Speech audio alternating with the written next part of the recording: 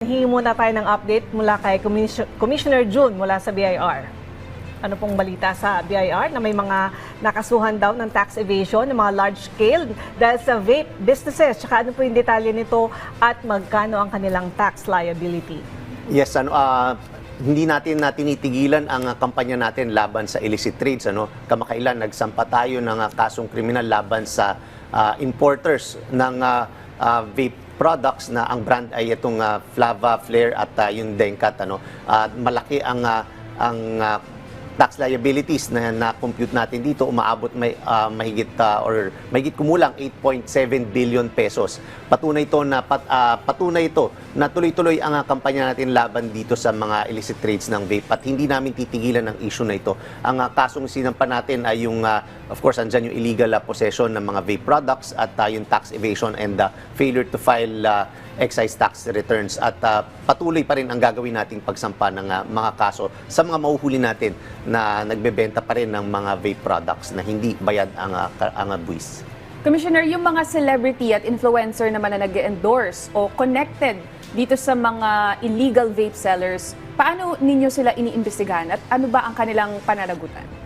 Lahat ng konektado sa mga pagbebenta ng vape dahil illegal nga ang pagbebenta or mere possession ng mga vape products na hindi bayad ng excise tax ay considered unlawful na yan at may violation under the tax code. So lahat ng mga involved dito sa mga pagbebenta ng mga vape products ay madadamay sa kasong tax evasion. Kaya naman paalala po natin sa mga mag-endorse at sa mga magiging involved dito sa mga vape products. Siguraduhin po natin na ang vape products natin ay rehistrado at nagbabayad ng karampatang buwis.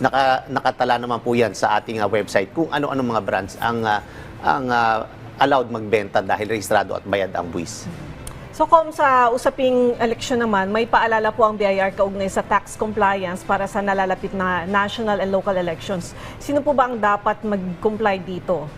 Lahat ng mga tumatalak lahat mga kandidato, mga political parties at yung mga party list kinakailangan nilang magrehistro sa BIR kung sila ay tumatanggap ng mga contributions at gumagastos sa kanilang kampanya. Kinakailangan na magrehistro yan at kinakailangan nila pagka nagbabayad sila sa mga kanilang mga suppliers ay kinakailangan nilang mag-withhold ng 5% dun sa kanilang mga suppliers at kapag sobra naman ang natanggap nila ng mga contributions sa mga ginastos nila ay kinakailangan nilang bayaran ng income tax patungkol dito sa sobrang natanggap nila. Commissioner, ano po ba ang mga kailangang documentation para sa mga donation halimbawa or mga iba pang mga campaign contributions? Ang pangunahing kailangan again rehistrado sa BIR at kinakailangan nag-apply yan ng mga non-VAT invoices dahil kinakailangan nilang mag-issue ng resibo lahat ng mga kandidato and political parties ng invoice nila doon sa mga nag-contribute sa kanila, whether cash or in kind, kinakailangan po nilang issuehan yan ng invoice. Tapos doon naman sa mga expenses nila ay kinakailangan nilang ilista lahat yan at isasubmit din yung doon sa Statement of Contribution and Expenditures sa COMELEC, pati na rin dito sa aming ahensya para makita natin na lahat kung complied ang kanilang obligasyon dito. And again, yung kailangan nilang i-withhold na 5% doon sa mga suppliers.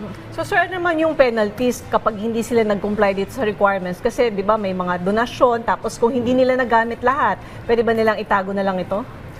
Pwede nilang itago, wala namang problema dyan, basta bayaran nila yung income tax dyan. Dahil, again, ibabawas nila yung kanilang natanggap, bawas nila yung mga nagastos nila, at kinakailangan magbayad ng tax. Kapag hindi nila nagawa ito, lahat ng proseso na yan, ay may kaukulangan penalties yan.